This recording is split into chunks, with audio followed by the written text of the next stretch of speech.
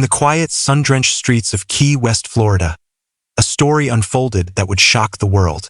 A story so bizarre, so unsettling, that it lingers like a shadow in the corners of history. This is the true tale of Carl Tanzler, a man whose love defied death, twisted into obsession, and descended into madness. For 7 years, he lived with the corpse of the woman he adored, treating her as if she were still alive. How did a respected radiologist fall so far? What drove him to exhume a body and cradle it in his arms each night? And why did some see him not as a monster, but as a tragic romantic? Settle in, because this story is unlike anything you've ever heard. It begins with a dream and ends in a nightmare. Our story starts in Dresden, Germany, on February 8, 1877. George Carl Tanzler was born into a world of cobblestone streets and flickering gaslights. As a child, Carl was different, sensitive, introspective, and haunted by visions. He claimed that in his dreams, a long-dead ancestor, Countess Anna Constantia von Kozel, appeared to him. Her ghostly figure would whisper secrets of destiny, showing him the face of a woman he was fated to love. Dark-haired, radiant, and unattainable, she was his soulmate, his one true purpose. These visions weren't fleeting. They burned into his young mind, shaping his every thought. Was this the imagination of a lonely boy, or something more sinister?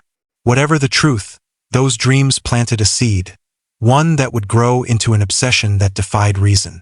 Carl's early life was marked by restlessness. He craved adventure, purpose, something to fill the void left by those haunting visions. As a young man, he left Germany for Australia, chasing a new beginning in a land of endless horizons. But fate had other plans. When World War I erupted, Carl's German heritage made him a target. The Australian authorities, wary of his background, locked him away in a concentration camp for safekeeping. Imagine it. A dreamer, caged, his mind swirling with thoughts of the woman from his visions. The isolation only deepened his fixation. He wasn't just a prisoner of war, he was a prisoner of his own mind. When the war ended, Carl returned to Germany, but the man who came back was not the same. He married a woman named Doris Schaefer, and together they had 2 children in the early 1920s. On the surface, he was a family man, but beneath that facade, his heart was elsewhere, still tethered to the ghostly woman from his dreams. By 1926, Carl made a bold decision. He uprooted his family and sailed to America, the land of opportunity. They settled in Zephyrhills, Florida, a quiet town where palm trees swayed and life moved slowly. But Carl wasn't content. He yearned for something greater, something that would bring him closer to his destiny. In 1927, an opportunity arose. Carl accepted a job as a radiology technician at the U.S. Marine Hospital in Key West, a vibrant island city where the air smelled of salt and cigar smoke. He left his wife and children behind, promising to send for them later. But deep down, Carl wasn't running toward a job. He was running toward her, the woman from his dreams, the woman he believed was waiting for him in the sunlit streets of Key West. Little did he know he was about to meet her, and his life would never be the same.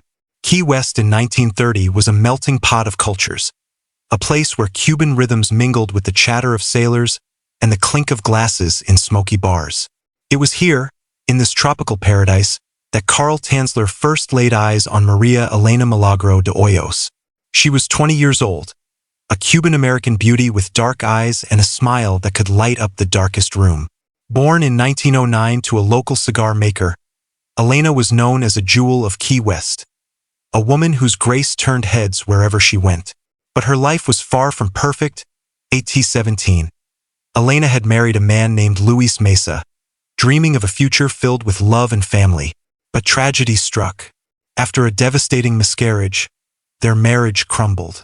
Luis fled to Miami, leaving Elena alone, heartbroken, and vulnerable. As if that weren't enough, a new shadow loomed over her. In early 1930, Elena began to feel weak, her body racked with coughs that wouldn't stop.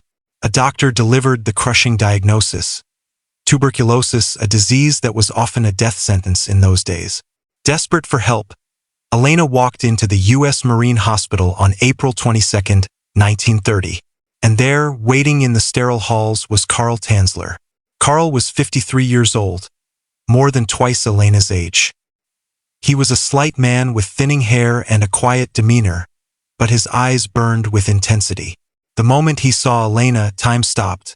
Her face.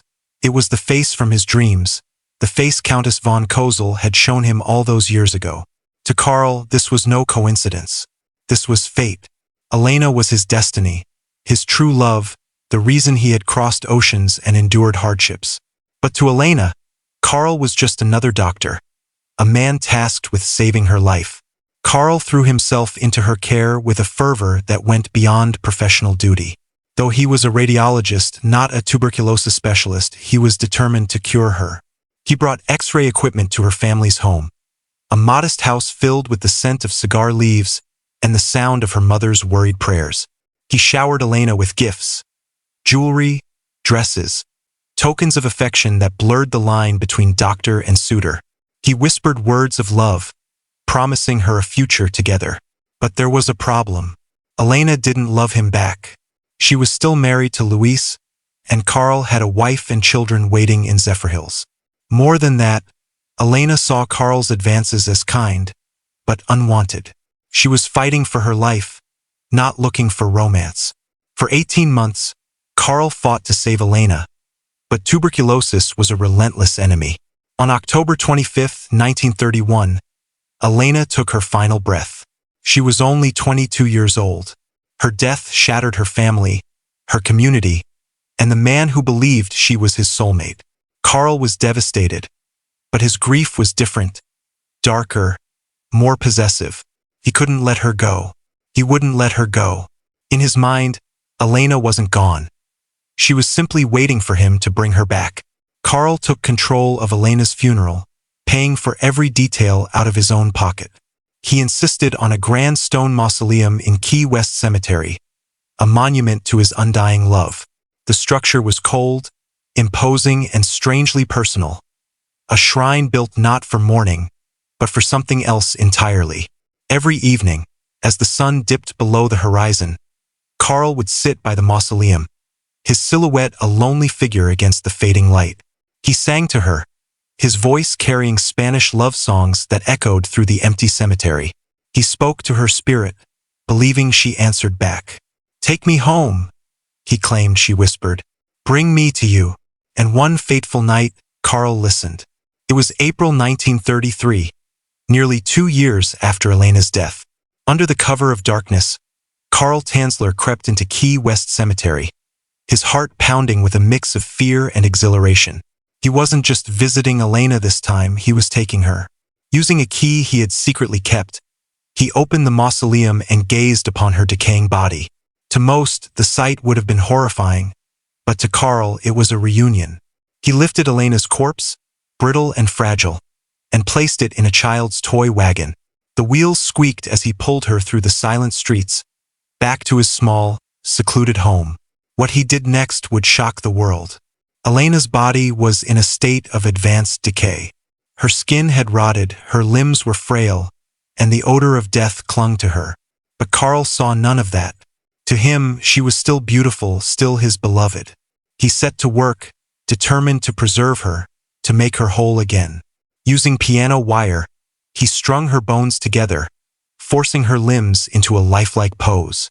He replaced her decaying skin with silk cloth soaked in wax and plaster, creating a grotesque mannequin of the woman he loved. Her eyes, long gone, were replaced with glass orbs that stared blankly into the void. He fashioned a wig from the hair that had fallen from her skull, draping it lovingly over her head. To mask the smell, he doused her in disinfectants and perfume, the sickly sweet scent filling his home. Carl dressed Elena in fine clothes, as if she were preparing for a date.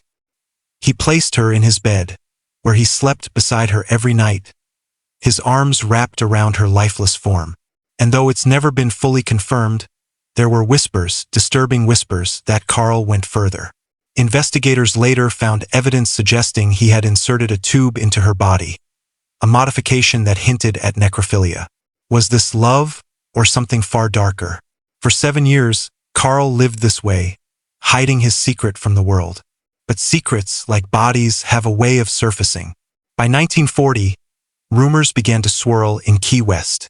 Carl had always been eccentric, but his behavior was growing stranger. He was rarely seen in public, and when he was, he seemed distracted, his eyes darting nervously. Then came the sighting that changed everything. One night, a neighbor claimed to have seen Carl through his window, dancing with what looked like a large doll, or something worse. The story spread like wildfire, reaching Elena's family.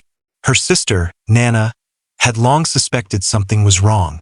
She remembered Carl's obsession, his refusal to let Elena go. Determined to uncover the truth, she confronted him.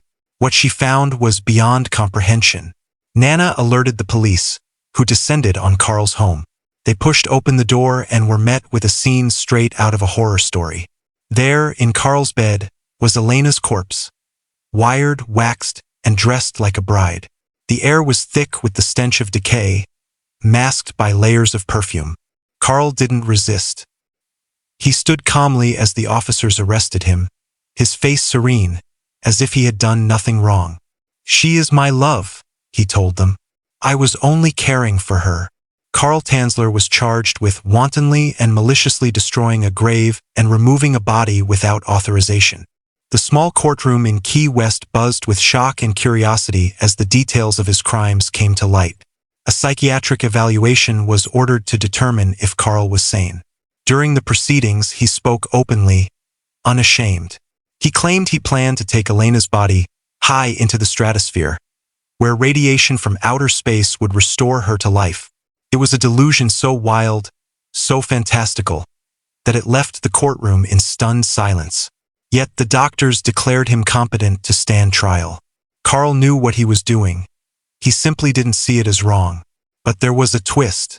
By the time Carl was arrested, the statute of limitations for his crime had expired. The charges were dropped and he walked free. In a bizarre turn, some in Key West didn't condemn him.